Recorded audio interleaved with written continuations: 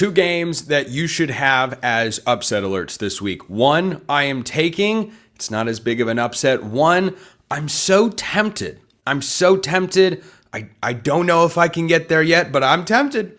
I'm very tempted. Let's start with Michigan and Nebraska. I love this game. I love everything about this game. This is going to be a very low-scoring affair. You've got a good defense in Michigan. You've got a good defense in Nebraska. You've got two quarterbacks who have immense potential, but I don't think are that close to hitting their ceilings just yet. Dylan Raiola has been playing good ball this year. That is pretty undeniable. He's completing well over 70% of his passes so far. Nebraska's defense, I was kind of worried about it, and I like Nebraska coming into this year. I was worried about Nebraska losing Tony White, their defensive coordinator, down to Florida State. His value has been really clear to the Seminoles this season. But Nebraska's defense through 3 games, I don't know how much more you can ask. Did you know that they haven't allowed a 100-yard passer? Now, 2 of their opponents are, shall we say, inferior. One of them was Houston Christian, one of them Akron. Okay, that's an FCS in a group of 5, and then they played a Power 4 team as well, Cincinnati out of the Big 12, who's 2-1 to start the year. They're not great, but, Brendan Sorsby's been around for a while, and, they haven't allowed a 100-yard passer to any of those guys? Matt Rule's done a really good job. And Dana Holgerson, which can be a mouthful, but I think he's still a solid offensive coach. He and Dylan Raiola seem to have the right sort of connection. And at home in this game, Sharon Moore's not going to be coaching. Michigan, when they haven't had their head coach because of suspensions due to the Connor Stallions investigation over the years, has historically been just fine. That's not the reason that I'm taking Nebraska to upset Michigan in this particular spot. And I know Wolverine fans are going to tell me that it's because deep down I hate Michigan. I don't. This isn't about what Michigan isn't.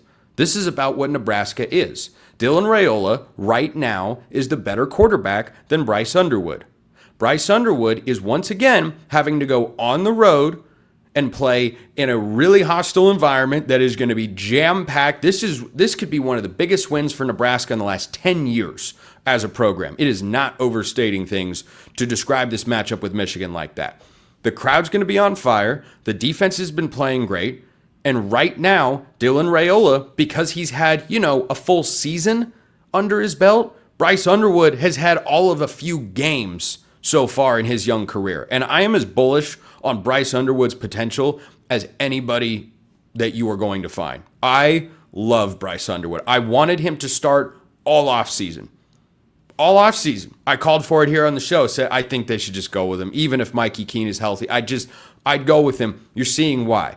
But he's got to undergo some growing pains. Every quarterback does, particularly a true freshman. Well, we saw some of those against a great defense on the road against Nebraska. You're going to see more, and for Michigan, you're hoping that it looks better than it did in Norman. But Nebraska's defense is really good. It's really good, and the Michigan passing attack is not fully developed. It will be. It will get there if they can make the right moves to get him some help on the perimeter. But Nebraska's defense has been great. They are at home. I like the quarterback advantage there.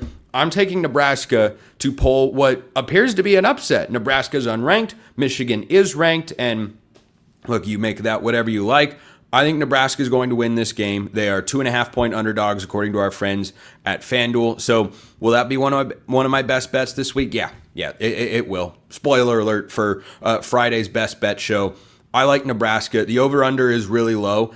I think the under actually hits in this game. I think this is another, like Michigan against Oklahoma, I think it's a low-scoring slugfest. Nebraska is a very different team than Oklahoma, but I think that when you look at what Nebraska has been building towards, this is a season where, hey, they should be poking their head around in the college football playoff. I think they're capable. I think they are really capable. Now, Dylan Raiola is going to be facing the best defense that he has seen this season by far in Michigan. And Nebraska is going to be facing the most capable running game with Justice Haynes than they have faced this season. It's not particularly close. If they're able to manage those two areas of the game, Dylan Raiola protecting the ball, not allowing Michigan's ground game to control 4 quarters of football and force them to throw the ball a little bit more, Bryce Underwood will have flashes. I don't think he's going into Lincoln in front of Big Red and going 20-25 for 285 and 3 touchdowns. I don't see that happening. So give me Nebraska. Give me the under, though. I like the defenses in this game. 20-10. Low scoring game. Low scoring game. You know what? I'm going to knock it down even further. 17-10. Nebraska wins. They obviously cover since they're 2.5-point underdog. So that's one upset that I think you should be watching for, and I am predicting here on the show, of course. Another one, this game I'm so excited to watch, and my everydayers out there, thank you very much for being that, by the way. You know why I'm excited to watch this particular game.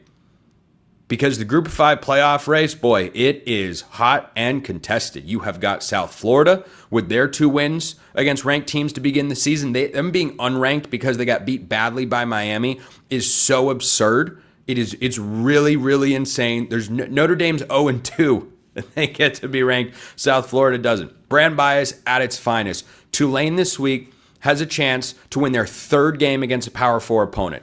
They routed Northwestern. They took care of Duke. They were the better team on the field and turned over their old quarterback Darian Mensah several times.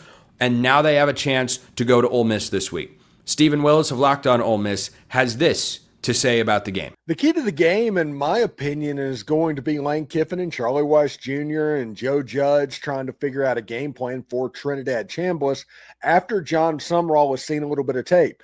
Everybody saw how Chambliss was able to carve up the Arkansas Razorbacks in the game on their way to a victory, but now there's tape on him.